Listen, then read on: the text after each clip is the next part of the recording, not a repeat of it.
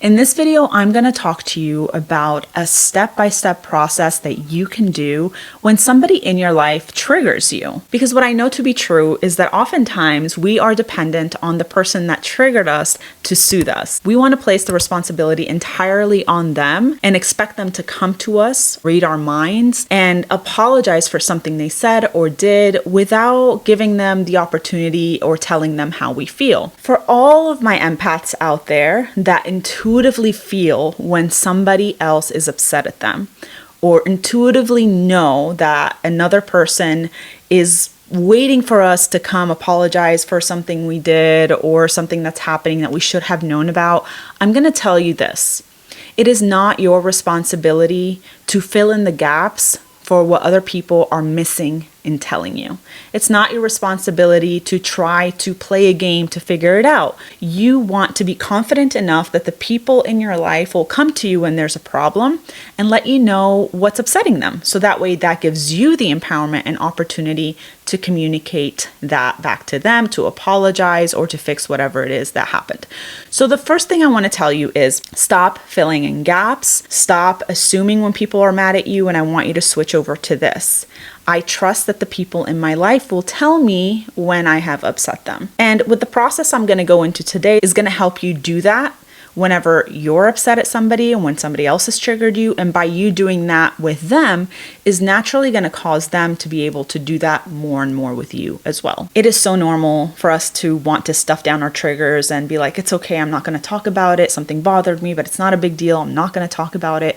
But when you do that, what you're doing is reinforcing the trigger in the long run. You're not giving yourself, your body, and your mind an opportunity to heal.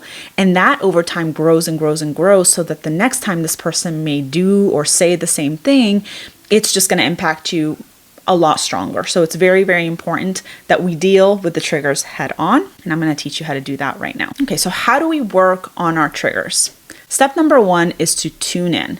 Whenever you notice something come up for you, tune in and ask yourself, what is this that I'm feeling right now? If the emotion is on the anger spectrum, like anger, frustration, irritability, rage, I want you to pause, notice that, and see if you can observe or identify an emotion that is lying underneath the surface of that anger or irritability.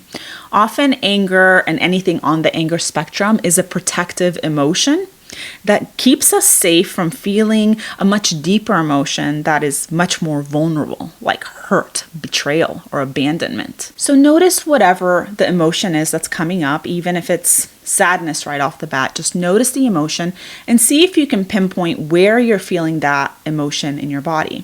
So if we're using the example of anger, often people report this like tightness in their fists, this clenching of their stomach, tightness in the shoulders, the neck and back.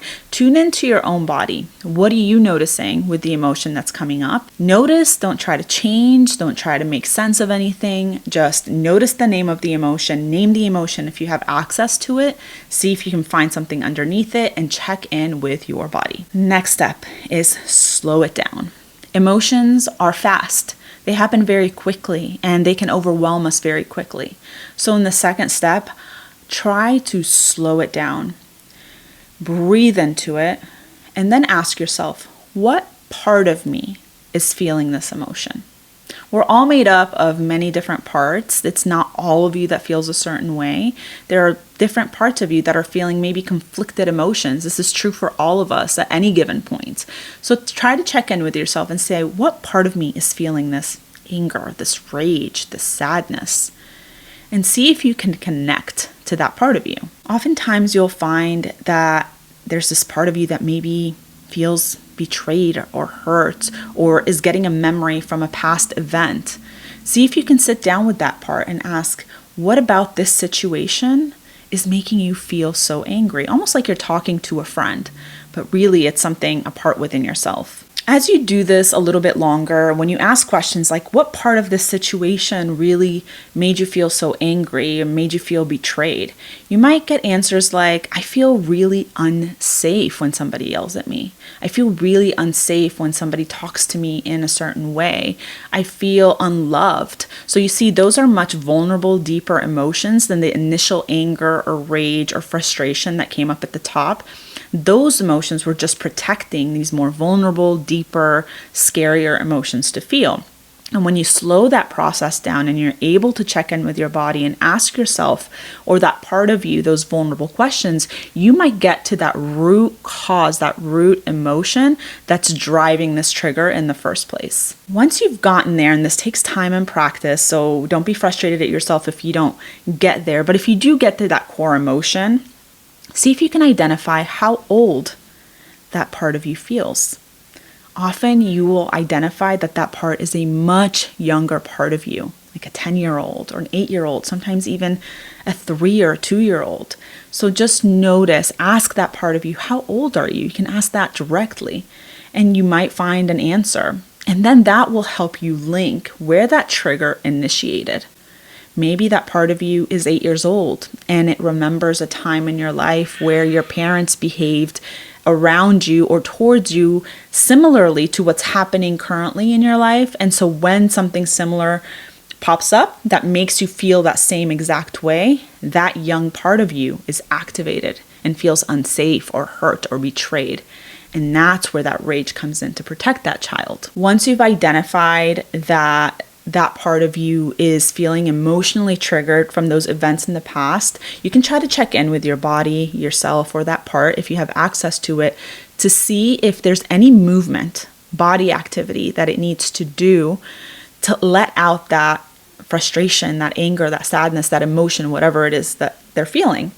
So it could be, and you can reassure them with that, like, what do you need from me right now? Do we need to push against the wall and just like get all of this pressure out? Do we need to scream? Do we need to get in the car and just like rage scream and get it out of our system? Do we need to cry? Do we need to curl up in a ball and put something on us and just feel safe for a little while? Do we just need silence and a warm shower? What do you need? Is there any movement that needs to happen naturally in your body that you need to release? Check in with your body, and often you'll notice that your body just naturally starts to do whatever it is you need, and allow that process to happen. This is very important.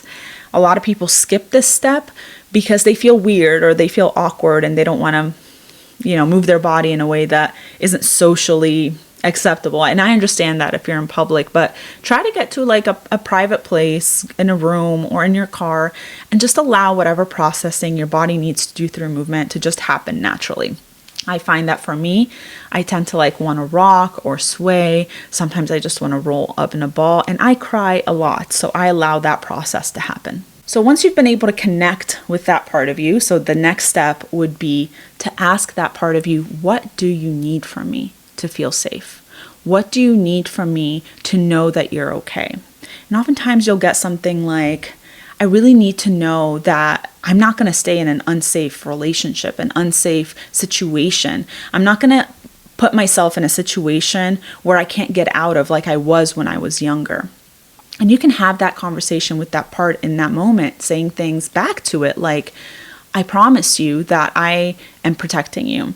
I promise you that we are, and you can name your age right now. I'm 38, so I could say something like, I promise you we're not 10 years old anymore. Right now, I am 38 years old, and I have the power to walk away from whatever situation is not serving me. I also have the power to talk back and tell people how they made me feel. I also have the ability to soothe myself and walk away when something no longer serves me or something is hurting me. We are no longer needing to stay in an unsafe environment like we were in the past. We have control now. Once you have gone through this, notice what starts to happen in your body.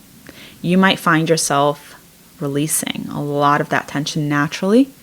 You might notice that that trigger is no longer really that activating. You may have made a connection between why this thing is triggering you so much in that moment, and you've connected with yourself. You've connected with your body. You've connected with what happened or where it came from, and you've reassured that part of you that you can take care of what you need to take care of. So it brings me to this. When we're triggered, it's an important opportunity for you to see what needs to be tended to see what within us needs some work. So it could be something like boundary setting. It could be something like working on self-soothing.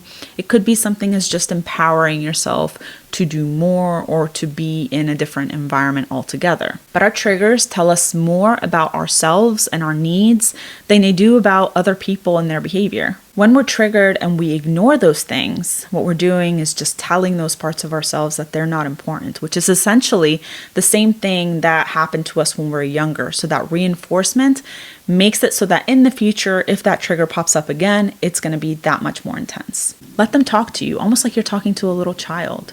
Imagine a little child sitting next to you, if that makes it easier, and see what would a child need. If you have trouble connecting with your own inner part, you can externalize this and imagine this as a younger person who has been through similar things that you have. What would they need? And then you can take that information and you can give that right back to them. So if they say, I just want to feel seen and protected and I want somebody to comfort me, then you can say, I'm here to comfort you. I see you. I'm going to protect you. And I'm going to make sure that you have what you need to move through life in a safe way. And this can look so different for everybody. So don't just take my words, just let it happen naturally with you.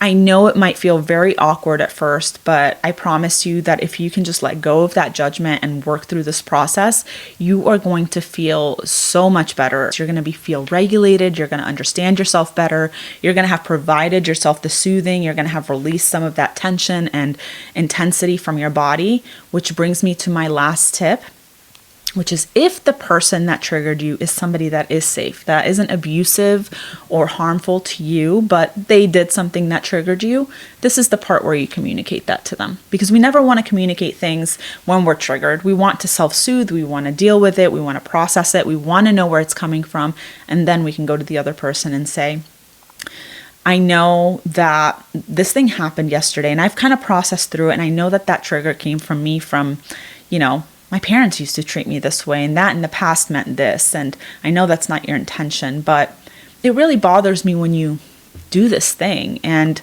it makes me feel really unsafe. It makes me feel like you're going to abandon me. It makes me feel betrayed. It makes me feel isolated, whatever that deep root emotion that you identified early on. Name that vulnerable emotion. That's going to make it so much more likely for the person to hear you than if you come from a place of, you did this and that was really fucked up and I'm so mad and you cannot do that anymore. That's going to automatically put up their defenses. But if you do say something like, I felt really hurt and abandoned and unseen when you did A, B, and C. And I know this is a trigger from my past. And I'm working on that, but can we come to some sort of plan so that this doesn't happen again in the future? You're going to notice they're much more receptive. They're going to feel open to having that conversation with you. You're going to allow that empathy to come out, and you're going to get to a much better place in that way. And if not, then that promise you made to that inner child of yours where you said, I'm going to protect you, you are going to go soothe them once again. And that will inform your decision for the future, because people that are unhealthy or toxic for you will not listen. They will not empathize. They will not make changes. And every single time you come from a place of I and vulnerability and they respond in these negative, harmful ways, it informs what you need to do. Let me know if you have any questions about anything I went over. I know it was a lot. Comment them below if you've done something similarly. And as always, I'll see you in the next video.